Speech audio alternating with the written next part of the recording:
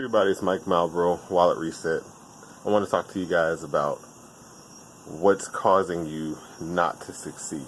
Alright, so a lot of people just struggle to succeed in life. I've had the same struggles off and on lots of different times, lots of different ways, but as I've learned to really shift the way that I think about things and kind of approach things in a different way and started to get success more consistently, I've started to be able to actually see and hear some of the mistakes that people make, and I wanted to share that with you guys so you don't make the same mistakes everybody else makes. So when someone is about to start something, a lot of times they get to a point where they have this great idea, they think about it, and then immediately after they think about it and they get to the point where they're like, hey, maybe I should do this, they start to think about cost, right? Or they start to think about not having the right whatever, you know what I mean? Like, it's going to take this much effort, this much stuff. And essentially they talk themselves out of it because there's so much that they have to do that they don't already have before they'll be able to profit from whatever they're trying to start in terms of a business. And people even do this with working out, right? So they'll be like, especially if they're already overweight, they'll start by saying, oh, well, I need to join a gym. I need to get, the right type of workout clothes. They literally just think of all this stuff, right? Now, that's the number one thing. That's the first thing that will get in the way, is you will find all of the obstacles that are in your way, right? And essentially use that as a way to deter yourself from starting. All right? So now that you know that that's going to happen if you are at ground zero, don't do that. The best way not to do that is just to think about what has to be done, right? Think about all of that stuff, and that's going to be a natural thing. But then you say, okay, well, what will be the first step? Just something super duper small that you could start with, right? So, for example, if you're starting a business, one of the first things that you could do to move yourself forward is essentially just write out a plan or do research, right? And start to write everything down. You could also just, one of the things that I've done in the past is in order to kind of get as fast as possible, get at least step one done, is I start by selling, right? Essentially, I start by saying, okay, well, if I can't sell this, then why would I start the business, right? And that has helped me to kind of like get over certain barriers, certain things that have caused me to struggle at times. But so let's say that you pass that test, right? The next thing that's going to happen is you're going to get excited, right? Because you haven't been stopped by your normal barrier. And then you're going to start thinking about like, oh man, I can't wait till this business makes money.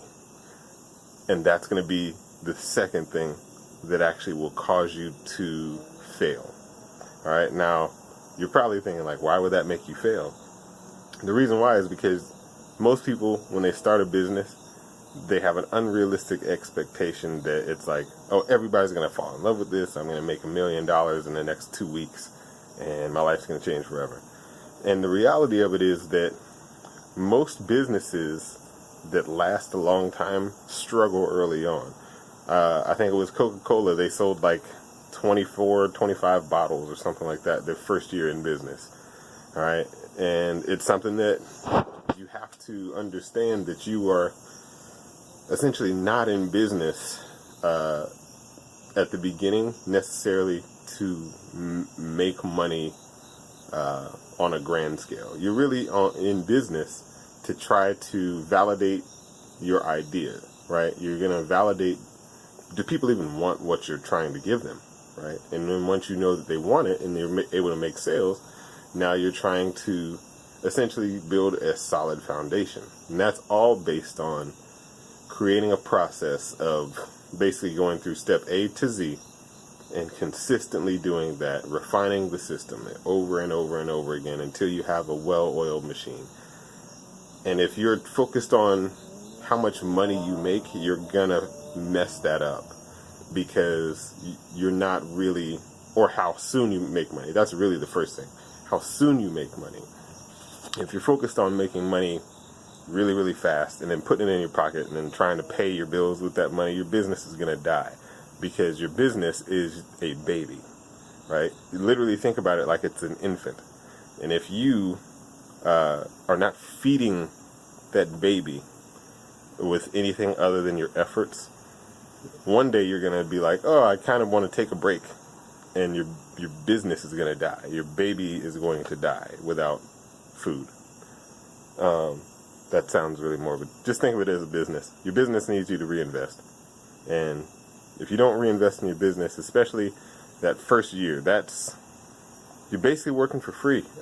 It's not as glamorous as I guess IG makes it sound, where you got Lamborghinis and stuff like that. That could happen for some people year one. Most people will not have that happen. Most people will work hard and not be able to put anything in their own pocket for a good little while. So you have to have realistic expectations. Most people don't have a realistic expectation, so they fail because they quit. They get to the point where it's like, oh, this is too hard. I didn't think it was going to be this hard. It's not worth it. And they quit. Okay. Now, how do you get over that? Really, it's just falling in love with the process of being in business and serving your customer. Falling in love with the process of finding new ways to communicate your value, the value of your product. All right. And if you can get that to be your primary driver, the thing that you do primarily, then you're going to have success, because you're not thinking about the money. And the money will come as a result of the fact that you're serving people. And that's pretty much it. So once you get past that, right, you really have just one more thing. And this is the hardest thing and the simplest thing. It's consistency. It's discipline. And just basically putting one foot in front of the other every day, and being consistent about everything, not just work, but how much money you put to the side, how much you keep, how much you invest to grow your business. I'll tell you this, I have a friend of mine that had a restaurant. Her restaurant had to close last week because there was a power outage. She, basically all the food that she had in the freezer went bad. She didn't have money to replace that food, and she still had to pay all of her bills, and she had, you get what I'm saying? And so on some level, there's a lot of, you got to keep the ball up in the air, you know what I mean? Like, there's a lot that you have to juggle, and just trying to run a business is already difficult. There will be surprises, there will be emergencies, and if you try to run a business by thinking about, like, okay, I pay the bills, I pay myself, and that's that, you're gonna end up having that time where you get a power outage, or you have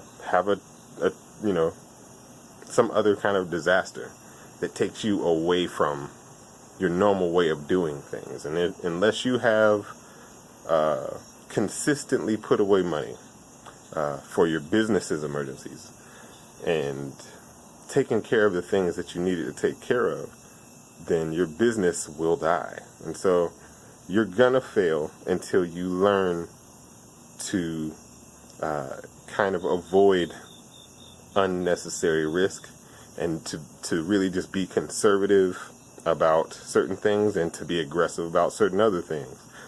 To learn how to just literally forget how to procrastinate, because if you are not taking steps immediately, then you're probably not going to do it. So obviously I'm not like the Warren Buffett or anything like that. This is me telling you from what my experiences are after a couple years of, basically just helping people's businesses, helping people to grow helping myself, stuff like that. And if you have had any experiences outside of this, leave a comment, because there may be something more that I'm forgetting that could be added to this to help other people. So please leave a comment if that's you, if you have experience with a stick point or a failure point that you've gotten over. But yeah, that's it. It's Mike Malbrough signing off. I'll see you guys on the next video.